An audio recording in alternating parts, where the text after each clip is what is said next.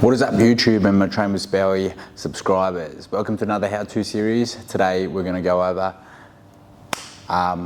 leg press, seated leg press, yeah? Horizontal, not flat, yeah? So primary muscle groups we're working here is our quads, hamstrings and glutes. Great compound movement. Compound movement is we're not isolating one muscle, it's more than one muscle involved and also more than one joint involved. So that's the difference between the compounds and isolation movements, yeah? With this, I know there are different stances, you know, the wide sumo stance, the narrow and a little bit higher for the hamstrings and the glutes. But today we're just gonna go over more quad focused, you know, for the basic beginners that rock up.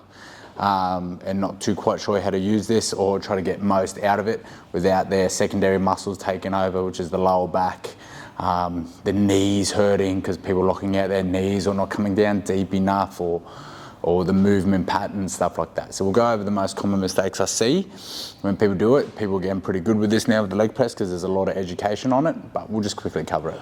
Awesome. So most common mistakes I see is people just putting their feet wherever they want to on the pad. Usually it's quite a bit too low. They're putting their feet, and when they're pushing up, they're locking out their knees. When they're locking out their knees, they're putting unnecessary too much pressure on those knee joints, and we've seen all those horrific videos where the knee goes the other way, especially when you're lifting too much heavy weight. They're either not grabbing onto the handles is a big common mistake as well. They're coming down very short range and they're pressing up. A lot of half reppers out there, ego lifting, trying to lift as much weight as they can on the leg press, yeah. Exactly, and also because we're trying to drive through the bottom of your feet as much as we can. Usually drive through the heels as best as we can.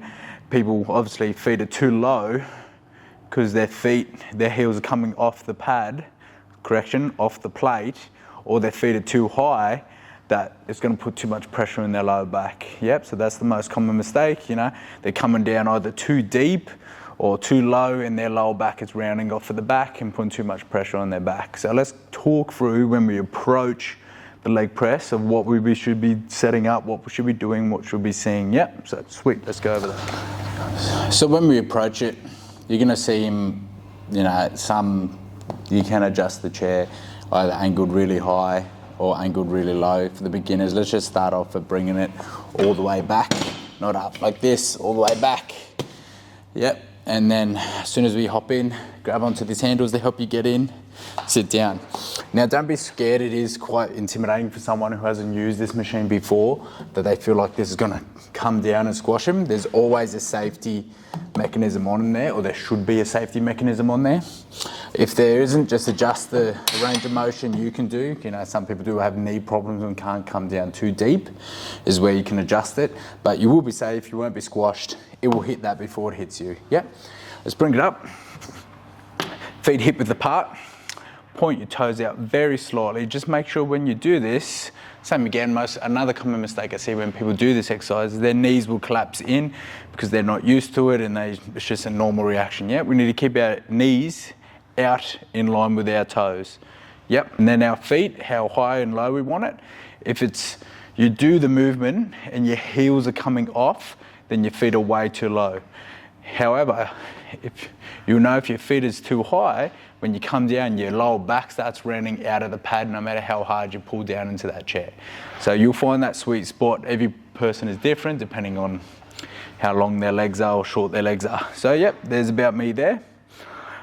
I'm going to push up. Every lock mechanism is different, but usually when you push up, it either unlocks itself or you need to pull a lever down here to unlock it.